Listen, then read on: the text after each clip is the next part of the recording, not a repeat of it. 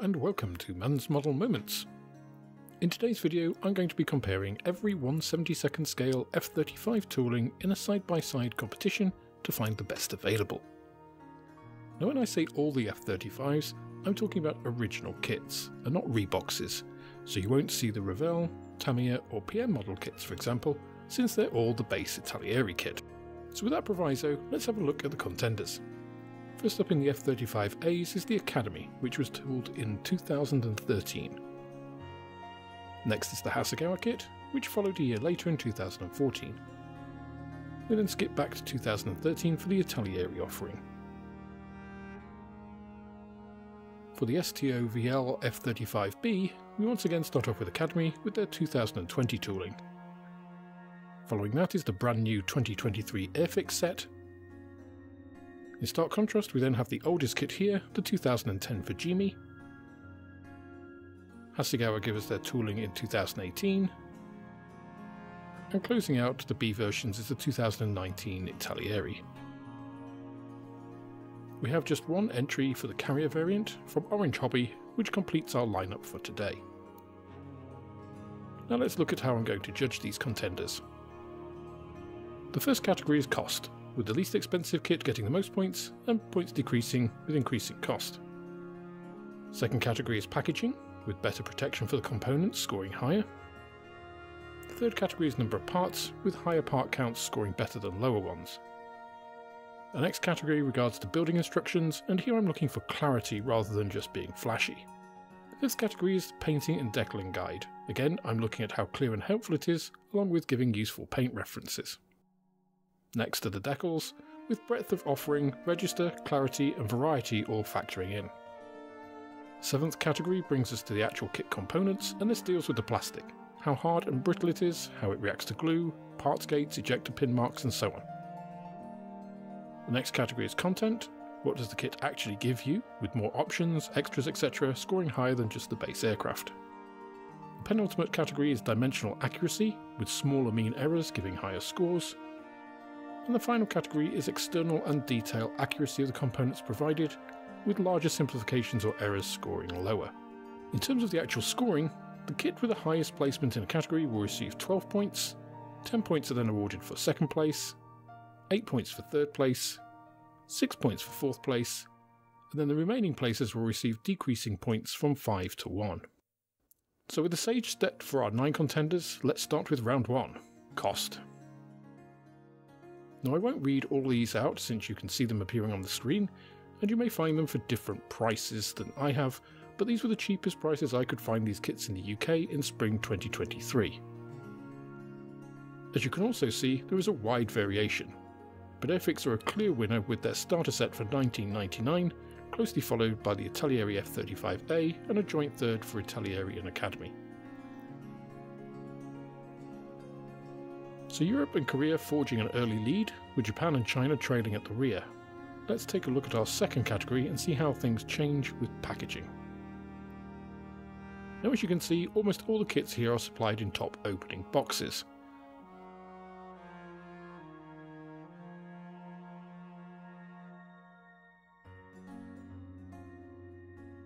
In fact, only Airfix supplies its components in an end opening box, probably to keep costs down for its starter set. The Orange Hobby box is exceptionally sturdy. Academy's F-35b box is also very sturdy, but they go one step further with having both individually bagged sprues as well as bagged decals. Fujimi also do this. In fact, Academy set the bar here with their F-35b, showing real thought in protecting delicate pieces, like here with the internal canopy framing that has this protective wall around it, which is superb. At the other end of the scale, both Hasegawa kits don't even have a cover sheet on their decals, which seems like an oversight. So on to scoring, and both Academy kits take the top 2 places, with Fujimi taking the bronze. With that round, Airfix dropped from first place to mid-table, but it's still Korea and Europe firmly out ahead, with Japan and China still at the bottom. Next up is parts count. Now I hesitated whether to include this as more parts don't necessarily make a better kit, but it's a general indication, and as there are multiple scoring categories, I thought it better to include it than not. Of course, if you're looking for a quick build, just reverse this round scoring. The Academy, Italeri and Hasegawa F-35bs take the top spots this round. That shakes up the midsection of the leaderboard, but it's still Academy and Italeri dominating thus far. Onto instructions, and the Academy F-35A has a very traditional black and white multifold sheet, though it is very clear. Both Hasegawa instruction sheets also follow this tradition, as does the Fujimi.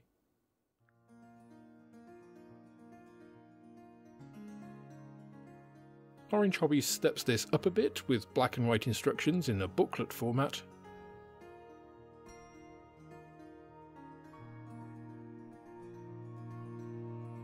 And the Italeri F-35b booklet is similar, but larger and easier to read.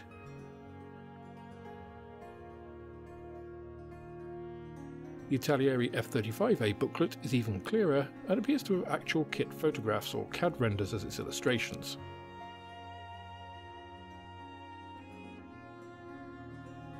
Academy's F-35b booklet is a thing of beauty, being semi-gloss and with accent colour and very clear drawings with items picked out in shading.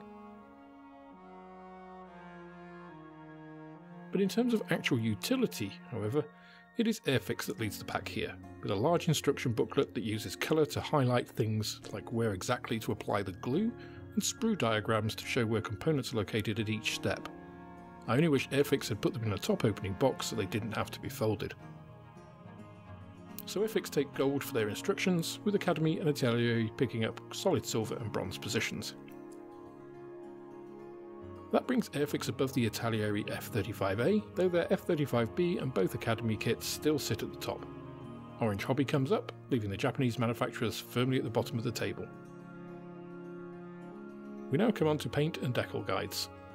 Again, we're going to start with the Academy F-35A, and here Academy provide a separate sheet detailing the overall scheme and common decals, with the reverse covering individual aircraft markings for the provided schemes.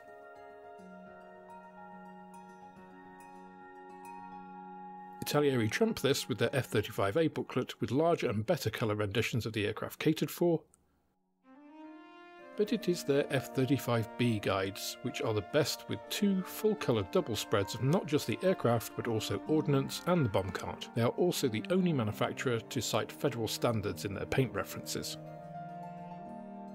Academy's lovely F-35b instruction book has some great full-colour guides with multiple manufacturer paint references, though the smaller size does make it less clear than Italieri's.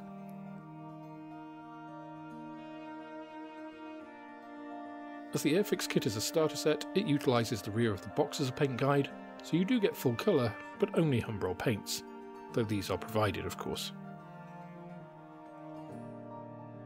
The Fujimi paint guide is small and bland, though it does cover a bewildering amount of variety in decal references for individual aircraft. The Hasegawa A and B kits have almost identical painting and decal guides, which are black and white, small, and pretty cramped due to the large amount of decals needing to be placed. Still, it is Orange Hobby that get the wooden spoon here for their outline-only paint and decal guide, which only gives paint references in the most vague of terms, such as dark grey. It's no surprise then that Italeri take both the top two slots here for their paint and decal guides, with Academy getting a bronze for its F-35b kit. It's also no surprise then that there's not a lot of changes in the overall positions here, with just a bit of shuffling about, but no real changes to the overall picture at the halfway point. There were just 17 points separating out first place from fifth. Everything could easily change. So let's move on to decals. The Academy F-35A decal sheet is everything you might expect, including some stenciling and national markings. The Italeri sheet is a little smaller, but arguably more interesting, with multiple nations included like Israel, Australia and the Czech Republic.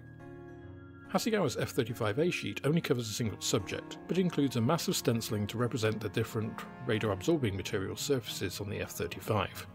Academy's F-35B follows on in this fashion, and looks like a fusion of its sheet and a Hasegawa sheet. The airfix decal sheet is tiny by comparison, just covering the basics for the single RAF version. Fujimi's decals don't include RAM stenciling, but have the most comprehensive set of numbering to cover virtually any aircraft in the provided group. Hasegawa's F-35b again has all of the RAM stenciling, as well as some splashes of colour which are welcome in the deluge of grey. Italeri's F-35b provides some of the key RAM stenciling, as well as a US and UK flag for the interior of the fan door cover. Orange Hobby actually provide two decor sheets, one covering common items and the other unit markings, but they're a little bland. Overall, the stenciling of Hasegawa's decals elevates them above the other sheets, and Academy's follows suit. It's a clever way to give visual interest, and we'll just assume at this point they work as intended. Whether they do or not in practice will be the subject of another video. Now let's get to the kits themselves. I judged the plastic quality of the kits in a number of ways. One was hardness, where I both cut the sprue and pressed it with as uniform a force as I could by hand and compared the depth of cut, medium hardest being best.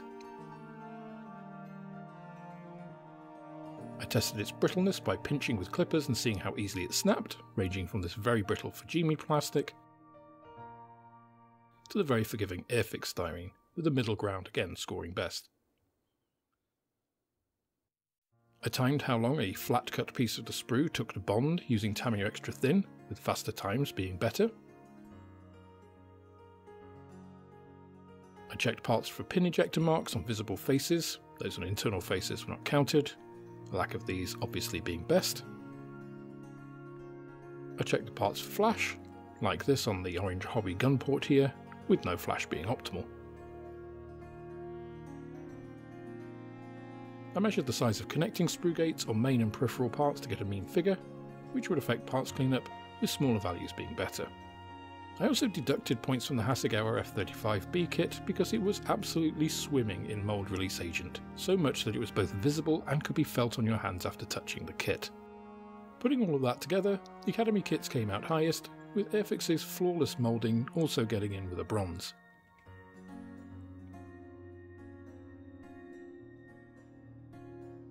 So let's move on to content. As you'll see in the coming minutes, this is a real mixed bag. Neither Hasegawa kit, for example, gives you internal weapon space, and so no weapons, but they provide stands, pilots, and the option to have open or closed canopies.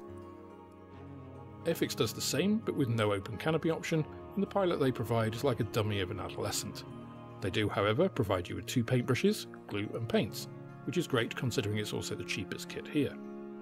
The Fujimi kit provides internal bays, but provides weapons so basic and generic it's like they did no research at all, and there's no pilot and no option to have the canopy open. The F-35A from Academy has a pilot, as well as internal bays, weapons, the option for external pylons, and weapons for them too, which is great. This makes it even more bizarre that the Academy's F-35b kit, which is a later tool and features the option to have the engine in the landing position, does not come with a pilot, though it does have all of the other options and some more to boot. Neither of Italeri's kits feature pilots, though they both have internal bays and weapons, and the B has the optional pylons and the external stores, and even features a bomb card for extra bombs. The Orange Hobby kit features a very small photo etch fret for the seat harness, an afterburner ring, and it also has lots of options: wings folded or deployed, internal bays with weapons, external pylons, and gun pod.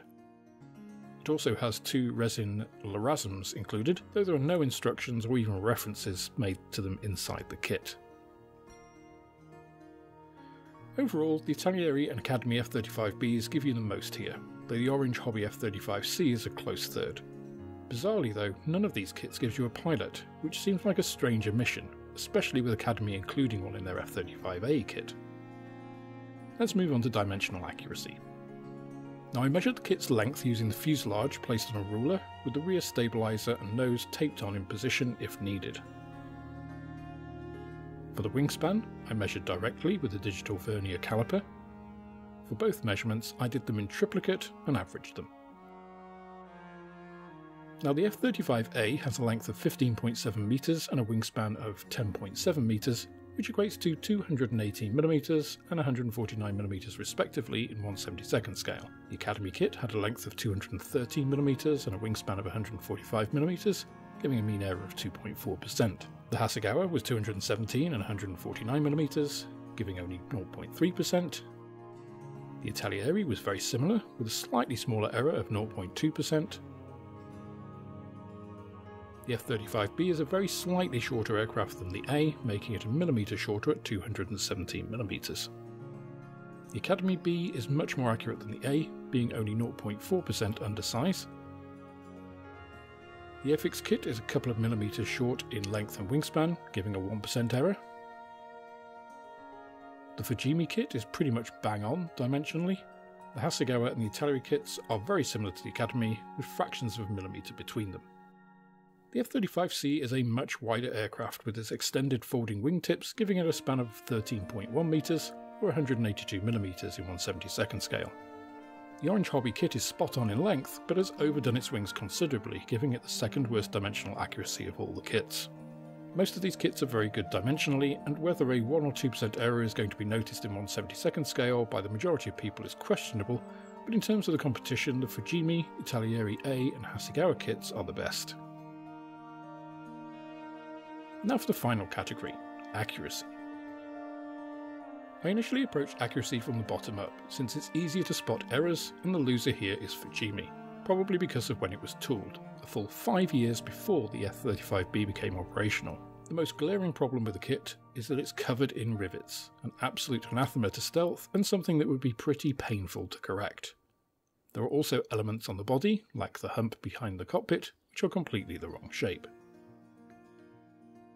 Whilst age is an excuse for Fujimi, it's not for Orange Hobby, which also features rivets across elements of the fuselage, strangely enough on raised areas that may have been meant to represent radar-absorbent material used to cover them.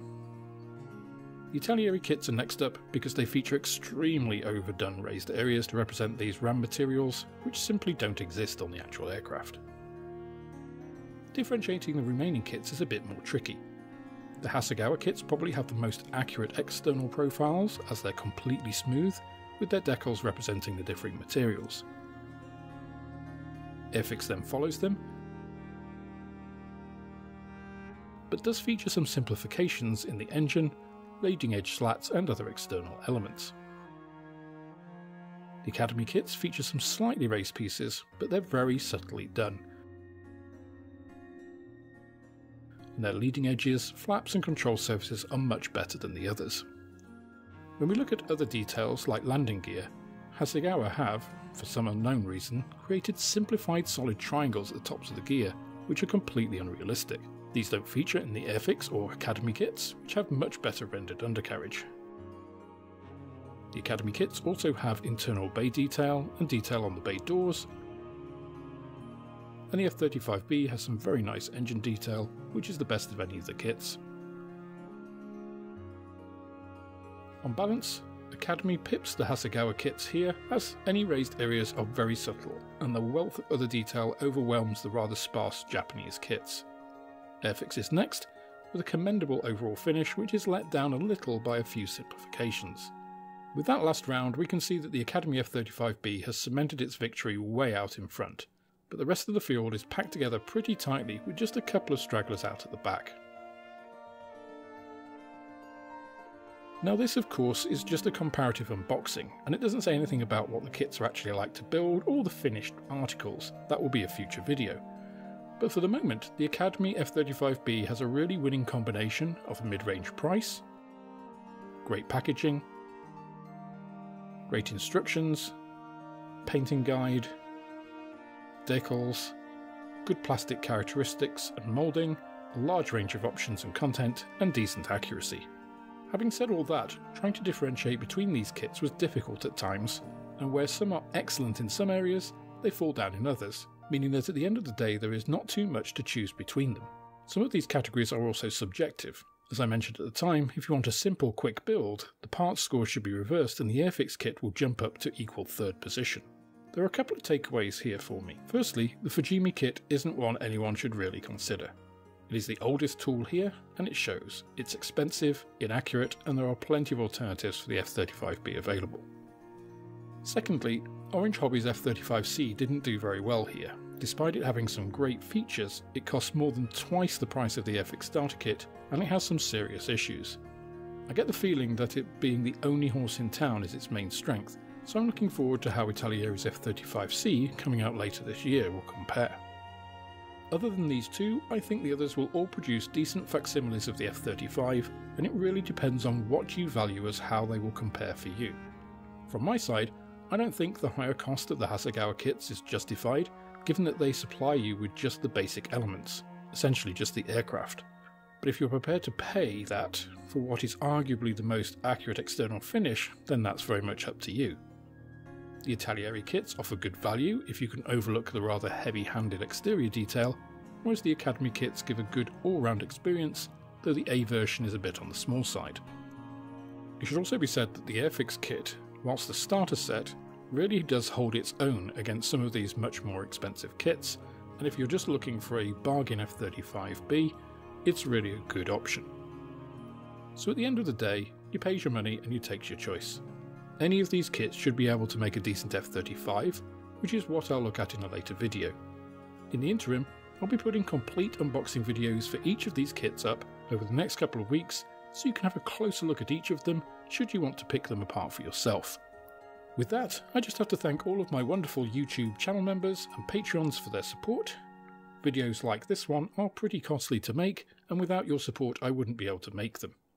I hope they're useful to you, so if you fancy becoming a member of this growing crowd, just sign up on YouTube, or if you fancy some additional perks, head over to Patreon, where merch is also available as part of your support.